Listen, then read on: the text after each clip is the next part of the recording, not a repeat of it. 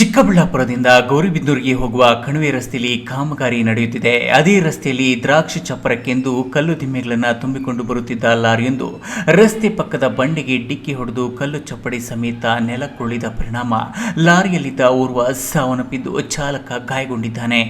ಮೃತ ವ್ಯಕ್ತಿ ದೇವನಹಳ್ಳಿ ತಾಲೂಕು ಮೀಸಗನಹಳ್ಳಿ ದೊಡ್ಡಪ್ಪಯ್ಯ 55 ವರ್ಷ ಎಂದು ತಿಳಿದು ಬಂದಿದೆ. ಲಾರಿ ಡ್ರೈವರ್ ವೆಂಕಟೇಶ್ಗೆ ಕಾಲು ಮುರಿದು ತೀವ್ರವಾಗಿ ಗಾಯಗೊಂಡಿದ್ದು ಚಿಕ್ಕಬಳ್ಳಾಪುರ ಜಿಲ್ಲಾಸ್ಪತ್ರೆಗೆ ಸಾಗಿಸಲಾಗಿದೆ.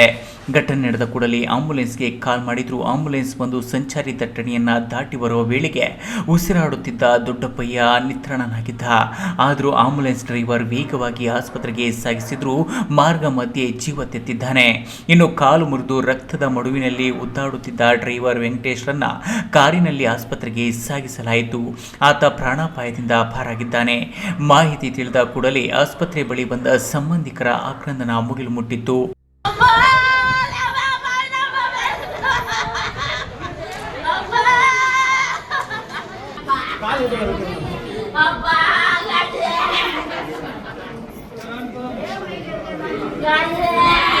ಪ್ರಕರಣವನ್ನು ಗ್ರಾಮಾಂತರ ಪೊಲೀಸ್ ಠಾಣೆ ಸಿಬ್ಬಂದಿ ದಾಖಲಿಸಿಕೊಂಡು ತನಿಖೆ ಮುಂದುವರೆಸಿದ್ದಾರೆ.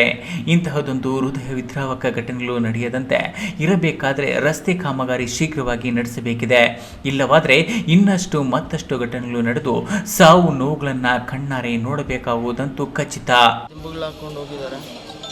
ಹೋಗಿದ್ರೆ ಕಣಿವೆಯಲ್ಲಿ ಈ ಕಡೆಯಿಂದ ಹೋಗ್ತಾ ಲೆಫ್ಟ್ ಸೈಡಲ್ಲಿ ಲಾಸ್ಟ್ ದೇವಸ್ಥಾನಕ್ಕಿಂತ ಸ್ವಲ್ಪ ಮುಂದೆ ಕರುವಲ್ಲಿ ಈ ಕಡೆಯಿಂದ ಹೋಗಿ ಬ್ರೇಕ್ ಫೈಲರ್ ಏನೋ ಆಗ್ಬಿಟ್ಟು ಲೆಫ್ಟ್ ಸೈಡ್ ಹೋಗಿ ರೋಡ್ ಕೆಲಸ ನಡೀತಾ ಇರೋದ್ರಿಂದ ಅಲ್ಲಿ ಸ್ವಲ್ಪ ರೋಡು ಸ್ವಲ್ಪ ಇದಿರೋದ್ರಿಂದ ಲೆಫ್ಟ್ ಸೈಡಲ್ಲಿ ಹೋಗಿ ಹೊಡೆದಿದ್ದಾರೆ. ಏನು ನೋಡಿತ್ತು ಲಾರಿಯಲ್ಲಿ ಕಲ್ಲುಗಳಿತ್ತು, ದಿಂಬು ಲಾರಿಯಲ್ಲೆಲ್ಲನೂ ಫುಲ್ ಇದಾಗೋಗ್ಬಿಟ್ಟಿದೆ.